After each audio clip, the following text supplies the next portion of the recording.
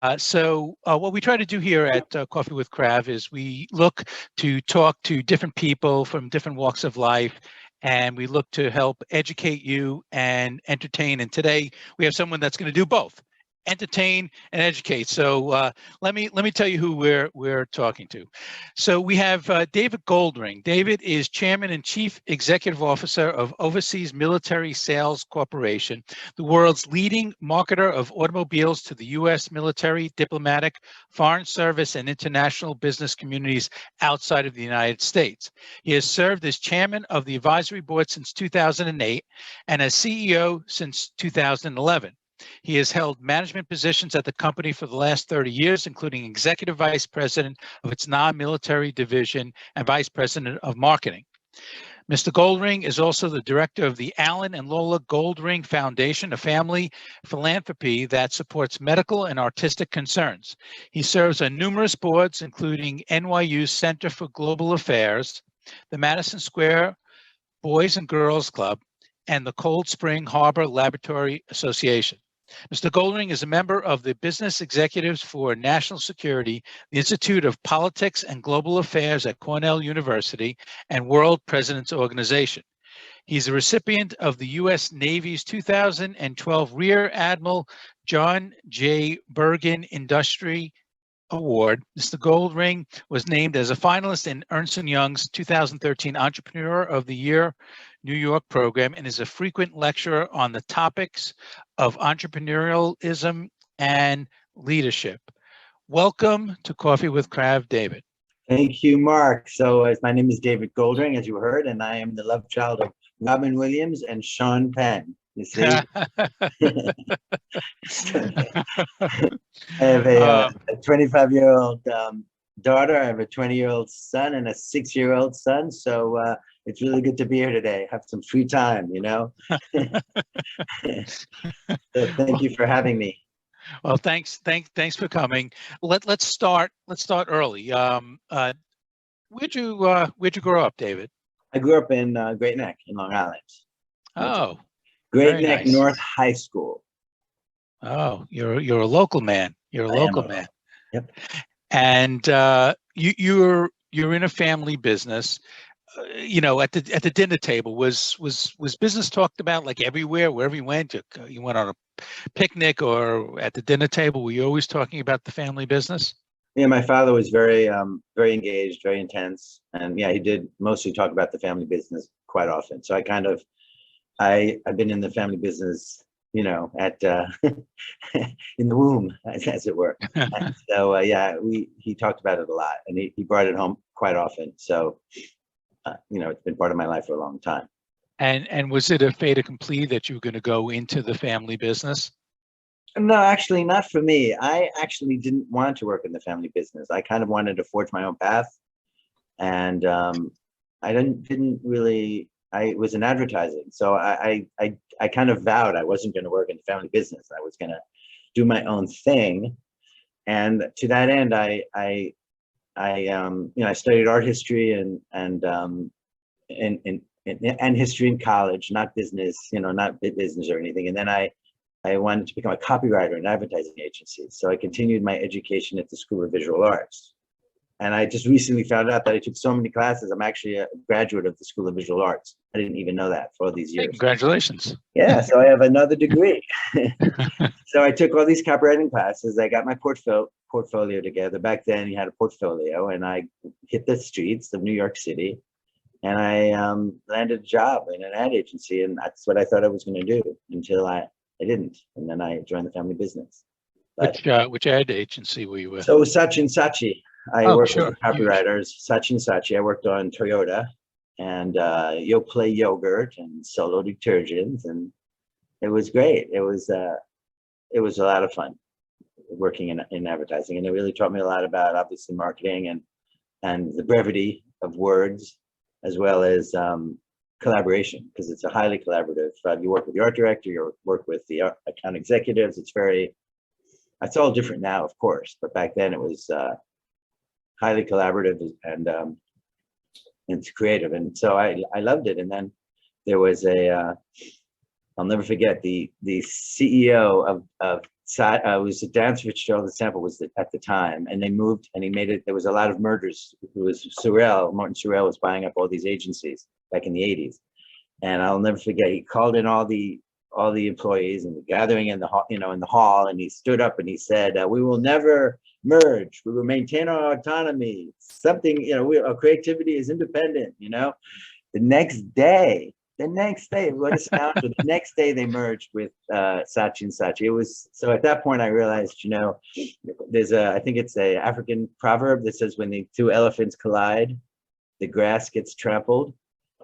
So I'm like, I didn't want to be the grass anymore. I mean, such a scoundrel. Can you imagine? He knew, as he was telling us, that he wasn't going to merge. They had the deal already done. So that kind of taught me a hard lesson about life and power and leadership and how it's almost like George Steinbrenner, who said to Billy Martin, "Hey, you're safe. You're safe." And then the next day he fires him, right? Right. So I left, and I recognized that I had this opportunity to be the elephant, as it were. Well, let's get into that, but before we go into your tale, let's go back into the family story. Your business story, your family story is very, very interesting. It all started with your grandfather. Please talk about how your business. Tell a little bit about what your business does and the beginnings of it. All right, so I'll start with the beginning because that will help inform what we do going forward. So it's a classic immigrant story. So my grandfather came from Romania, saved up all his money, opened up a car dealership in Brooklyn before Brooklyn was hip and cool, in Eastern Parkway and Kings Highway. And it was, he sold car Dodges to the local Brooklyn people. And my father then joined the business, and he was selling cars, and a GI came in uniform. I thought it was from we were right next to the Brooklyn Naval Yard. That's where I thought originally, when I told this story to you, I thought he came in from the Brooklyn Naval Yard, but I talked to my mother in more detail, and he actually came from Fort Hamilton, the Fort Hamilton, Brooklyn. So he came in through Fort Hamilton into the dealership in uniform, and my father said, "Where are you guys coming from?" And he said, "We're coming from Germany. There's hundreds of thousands of us coming back to Brooklyn." So the idea was born. He put an ad in the Stars and Stripes. The idea was born. Let's sell them while they're overseas, so when they deploy or rotate back to the States, back to Brooklyn, we'll have that customer. So the idea was born. So I put an ad in the Stars and Stripes, and in 1956 or 57, I don't know exactly the year, and it was, "Come see that 1,400 hours. Come to the Intercontinental Hotel and see and learn about the new 1956 Dodge, whatever." So if I'm deployed out anywhere in Europe somewhere, I can actually go to a hotel and because I'm going to need a car when I come back, I can actually purchase a car. That's not now. That was at the time. So we put an ad in the paper and to learn about the 1956 Dodge, whatever. So he was on a vacation with my mother, and he went to the hotel. And then he sees that there's a line out the door of GIs just waiting for information. So he gives my mother the bag, suitcase, and says, "Go upstairs, check in. I'm going to sell some cars." So they started taking orders, and they realized that there's a business here. There were hundreds of thousands of service members overseas coming back through Brooklyn. So, an ad hoc kind of informal sales teams was developed. And we were selling, this was an incremental revenue stream to the dealership. It's still focused mostly on the local Brooklyn people. And that was the business. And then fast forward to 61, when John Kennedy had a balance of deficits problem. So more money was leaving the country than coming in. And so one of the ideas was on these PXs, if you ever saw MASH, the post exchanges overseas, they used to just sell cigarettes and chocolate, small ticket items. It was his idea, or the Department of Defense's idea, to sell bigger ticket items in dollars, keep them dollar in the circle, in the cycle. So they went to the automobile manufacturers and they said to GM, "Would you like to sell cars on the military bases?" And GM was in the 50s, in the 60s, where it was like way too big. And they said, no, we're not interested in that. Ford was equally, which was odd because McNamara was, related, was the CEO of Ford. They said, no, we're not interested. They went to Chrysler, and they were a much more scrappier company at the time, and they said, sure, we'll do it. And some guy named Alan Goldring, my dad, already was doing that.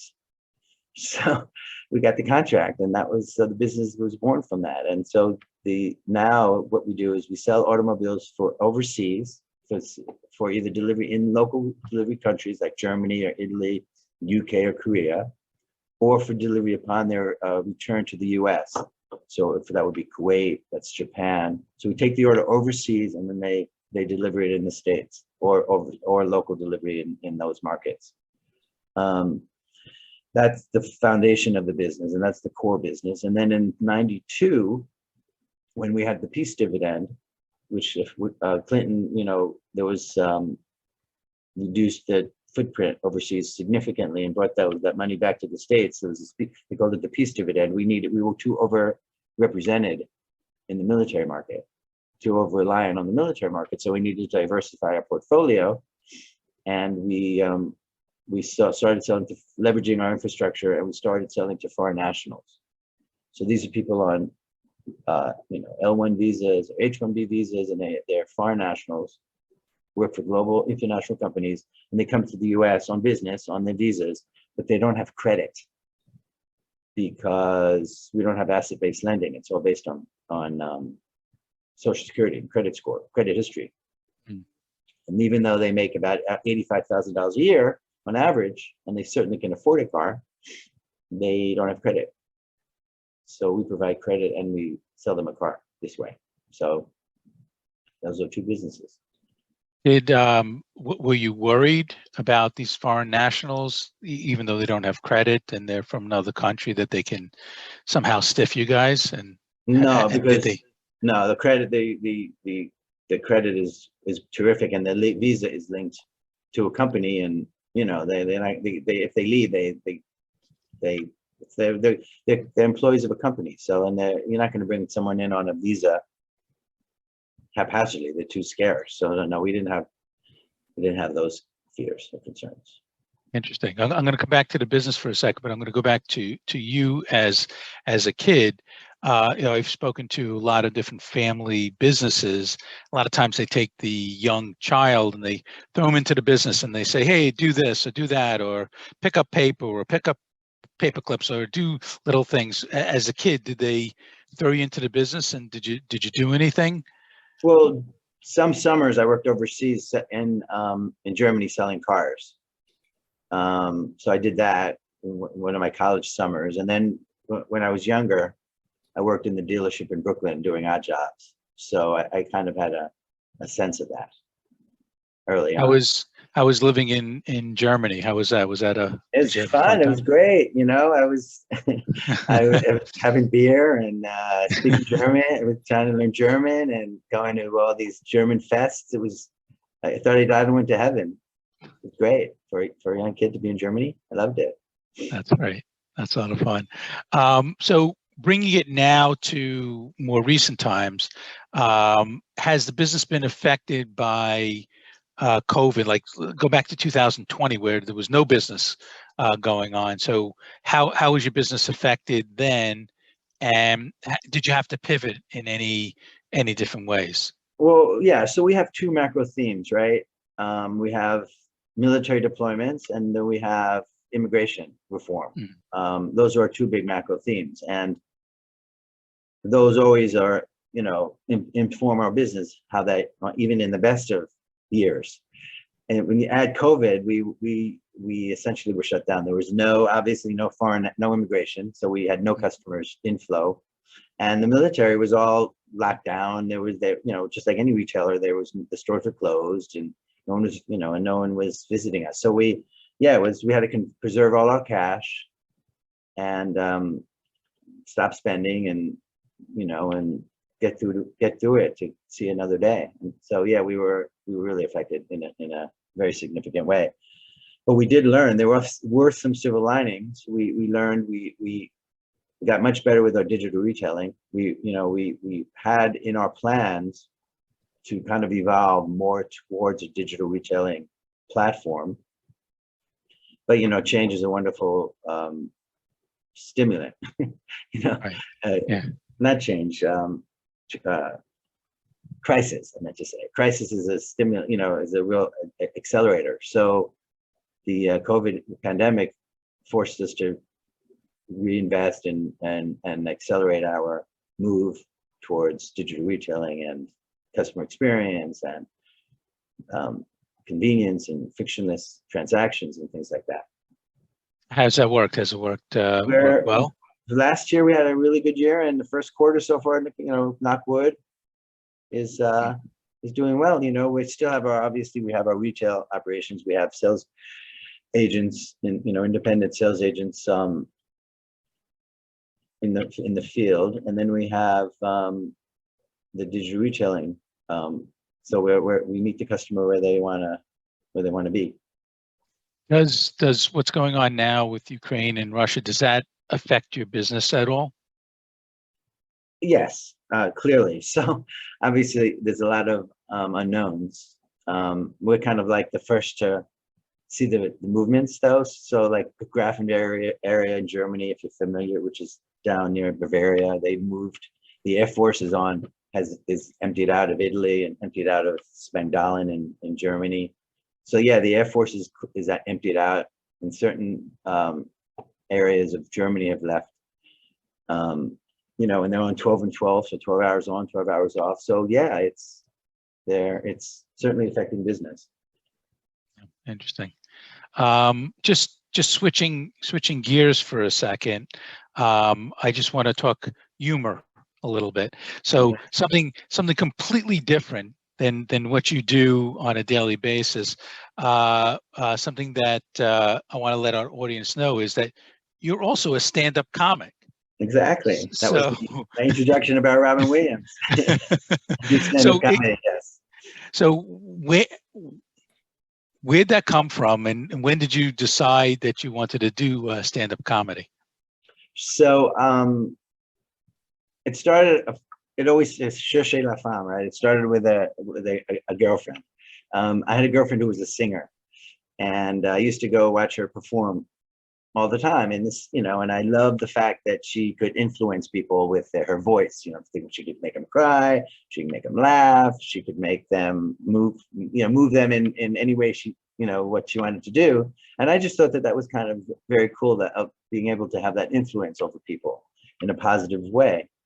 Soon we broke up, as those things go. And I remember, this is really old now, I remember reading The Village Voice, and I don't remember that paper. Sure, and it was back in The Village Voice, though. It was like out of an Albert Brooks movie. It was like, want to influence people but can't sing, want to move an audience but don't know how. It's like, wow. It's just talking to me and said, try stand-up comedy. So it was some program that I took, some class, and the whole idea was, so I ended up doing one show, and I filled it up with my audience. I really didn't know anything about comedy. I just got up there and kind of. Were you a class clown growing up, or you? Yeah, kind of. Yeah, okay. I was always funny. I always had a sense of humor, but it's a lot different than being on a stage. I mean, just being funny. There's a lot of funny people that can't deliver when they they're under the hot lights. Sure. So it was always funny, and I filled the audience with my friends. So I mean, I could have said broccoli, broccoli, broccoli, and they would have laughed. I mean, it didn't matter what I said. They were drinking, and their friend was up on stage. So I killed, and I'm like, wow, this is great, and this is easy, and I got the buzz. I got the buzz. I felt it. And, but the audience was all your friends. They were all my friends. It was completely manufactured, but I didn't know. So then the second time I did it was real life. It was none of my friends. It was like real people, and I was horrible. And I bombed, and it was a disaster. But I kind of brushed it off because I had felt what it could feel like, even though they were all my friends. And I just brushed it off, and I've been doing it way too, very long, since like the 90s. So, I would do it. a lot, episode, intensely, and then I would not do it for months. And then, so it was always, I would do months, and I would go maybe 6 months without even doing anything. So I've never really done anything. It was always kind of more of a hobby than anything else. Are you still doing it now? I'm still doing it now, yeah. Nice. And I did it actually on Friday night at a place called Adore. Where's that? West Village. West Village. West Village, yeah. Shout out to Todd Montesi. But anyway, so yeah, I do it. I get up and I'm always working on it. In fact, I'm I'm writing a book. Oh, tell us about the book. It's exploring the intersection between leadership and stand-up comedy, and how stand-up comedy and doing comedy informs leadership. So in terms of authenticity, crisis management, feedback, listening, holding people, being accountable, being transparent, communicating a vision, bringing people together. It's all what stand-up comedians do all the time, and every show, is crisis averted and pivoting and listening and being authentic. And that's things I learned doing leadership as a CEO as well. So I'm exploring that intersection. Interesting. When are you almost done? Are you done with the book? No, I'm working on a first draft. I'm just doing a lot of discovery at this point and writing ideas, and needs a lot of editing. I haven't even gotten the first draft yet, but do you have a name for the book yet? It's working title is Who Moved My Mic? But we'll see if I can do that. I don't know if the Who Moved My Cheese people will like me to do that. Oh, well, Mike Cheese, I don't know. It's two different things. We'll see. Otherwise, I don't know what it's called yet. It would be something. It's like maybe we'll come up with something funny at the last moment, I'm sure. Oh, that's fun. That's a great project. And I know that you lecture on entrepreneurialism and leadership. Now, there are many forms of leadership. What's your style, and what type of leadership should an owner take during a period of crisis? Well, I think the first thing is you can't, you have to be calm. Obviously, sure. They respond very much to, it's like the influence thing we were talking about is, that turned me on to comedy. They respond to how you are. So, even though you could be quite nervous and confused, obviously you can evoke crisis. So I think in all situations, crisis or not, you have to be authentic and true to yourself. And I happen to be I'm not a very, as you can probably imagine, not a particularly formal leader. I'm a little more conversational. I'm informal. I use humor. I'm much more chummy than some leaders. And I think in the time of crisis that helped, because I believe that people don't care that that, as long as you know that they care. And I think that came across, particularly in this crisis time, that we really are in this together, and I care about everybody. So that that kind of helped, I think. So I guess another question within that is, how important is, because it sounds like you talk about a little bit about culture, how important is culture to the success of a company? Well, culture is the foundation of everything, right? Culture is, culture eats strategy for lunch, as they say, right? So, so I mean, the culture, got us through it. People were resilient, they persevered, they hung in there.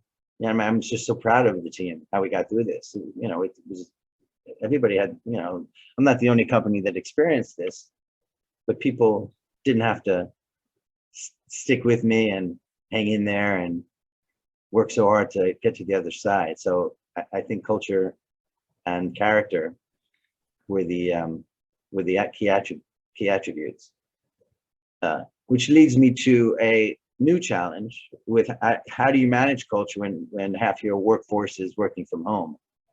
Good question. That's the new challenge that I have. When everybody was in the office, you can you have collaboration days, you bring people together, they see me, they can they can experience the leadership firsthand. It's like when everybody's on the phone or you're Zooming people and they come in once a week, it's, and I have some people that aren't even in the state. I have a CRO who lives in Michigan, and I have someone who's working in our call center who's in Atlanta. So, I mean, I have people all over this remote model has helped me attract more people, but it's also made it very difficult to have a unifying culture. So then you asked the question, so I'll repeat the question you just asked. How do you do it? Like, I think a lot of business owners that are out there, a lot of people out there are wondering the same thing. So how do you go I about don't have doing the answer. I mean, I'm kind of figuring it out. I mean, we do Zoom, we do, where I don't think you can over communicate these things. I think you have to communicate a lot. You have to make sure that if people understand your objectives and the goals and their roles in the execution of them. And I think that the people who will come to the office definitely have the home court advantage. So I think it's very difficult. They see me all the time here. They hear my jokes. They they groan at my jokes. They see my energy. They see that I'm engaged and involved. And the people that I have to speak to on the phone or out of town, I think there is definitely a deficit, which it is a challenge for me, and I don't know really. I don't have a silver bullet answer. You up the communication with the people that are not in the office? In other words, you have like a standing monthly call or every other week call with these people, or is it more? I have daily calls actually with the key. Okay. Yeah, I mean, maybe. I mean, it's supposed to be. It was ostensibly 1 week, but I call a lot. So I mean, they can kind of get tired of hearing me, but I call a lot. Yeah, and we have these project lists and trackers and all these tools to manage the projects. So I know the projects are moving, but it's still the culture thing, and they fly in every now and then. But again, it just doesn't feel the same way. But I think you also brought up a good point that you're not limited from a talent standpoint, because usually it's a geographical location you point where your business is, and then only people around that geographical location can help out. But now, with Zoom or with this new opportunity, you can have Michigan, you can have really anybody anywhere. So Right. So there's a little bit of a trade-off there. Right, not to interrupt you, but we do have somewhat of an not to say advantage, but somewhat of we're used to this because our sales force and our marketplace is overseas, right? In Europe or in Asia and in the Mideast. So I'm somewhat used to, and the company is somewhat used to communicating and executing and having systems and processes in place to be able to run a business when most of the activity happens outside the headquarter office. So that's how we can, that's one thing. And then we did, as I mentioned before, we were able to attract and recruit people from outside New York, and my CRO, shout out to John Gottschalk, is he lives in Michigan, and we speak every day, and he comes in when he needs to. But I would never, quite honestly, I don't think I would have found him or in New York. I would have found someone different, but the job, being close to the factories, not being close, it's an advantage being, being with the manufacturers. So that was an advantage, and we had the whole country to recruit from. Yeah, it's better. Yeah. Absolutely. I'm going to ask you some general questions. Are you optimistic about the future of our country and the small business owner? Wow. I thought these were going to be easy questions. Am I optimistic about the future of the country? As it relates to the small business owner, Do you think it's harder or more difficult for the small business owner or the entrepreneur to make it today? I think there's so many technological tools and so many efficiencies and so many and technology is moving so quickly that I think It's certainly not harder. I think it's easier in that way. I think that the costs are going up, of course, which is going to, impact on the bottom line, both from labor standpoint and supply, just actual cost of products. But I think the improvements to technology, AI, data, I mean, I know from my experience, we're using data in ways we never would have used earlier. We're making inventory decisions based on data, deep dives in data, I think is going to make everybody smarter. And, they don't come cheaply. So that's a problem. But I think between AI, data, customer engagement tools, collaboration tools, increasing technology, yes, I think the answer would be it's easier for a business owner to A, get started, and B, sustain themselves. Do I have confidence in the country going forward? That you mean for the small business? Yeah, for the small business owner. Yeah. I said yes, I do. Okay. I mean, the fact is that since the pandemic, we've seen so many people start businesses. There's more people that have started the business. I don't know how the business is doing, but the facts are that there's more people starting a business or becoming more entrepreneurial than we've ever seen in the history of the United States. So yeah, I think it's kind of from like a macro viewpoint. I think we needed to trim the hedges a little bit so that it could grow. So what do they say, that the most fertile ground in the world is the ground right outside underneath the volcano? So after the eruption, what's left is all these flowers and just ripe fertile ground. That's kind of like where we're at in a kind of macro philosophical view. I mean, yes, there was incredible hardships and difficulties and all that, but from a bigger picture, I think we are seeing small businesses sprout up and pivoting, and different types of businesses growing. And so, yeah, again, I think the answer is yes. So with that similar theme, is there one piece of advice that you would give an aspiring entrepreneur? If there's one piece of advice, what would that be? It doesn't have to be one, it could be two, whatever you're thinking. My advice would be to hang in there. It gets, and go in, don't, go your plan, have a plan B and a plan C, because don't go, there's just some countless stories of the startup that turned out to be something else. So I would just, be able to pivot and use data, and have a plan B and a plan C and even a plan D, and be nimble enough to get there. No, excellent. That's excellent advice. Now, one of the things, as I was reading your bio, is that you do a lot of philanthropic work. What are some of the areas that you're very passionate about? So our foundation focuses on three areas: health, art, and I added a top spin to that. I'm very involved in the Madison Square Boys and Girls Club, so that's my charity. So that's children. So, but the Goldring Foundation focuses mostly on art and hospital, and hospital research, medical research, things like that. And my personal philanthropic activities. That's hard to say that 10 times fast. I'm not going to. Is obviously is the being a trustee of the Madison Square Boys and Girls Club, and I'm also involved with the CGA, which with NYU. So it's public policy and education and things like that.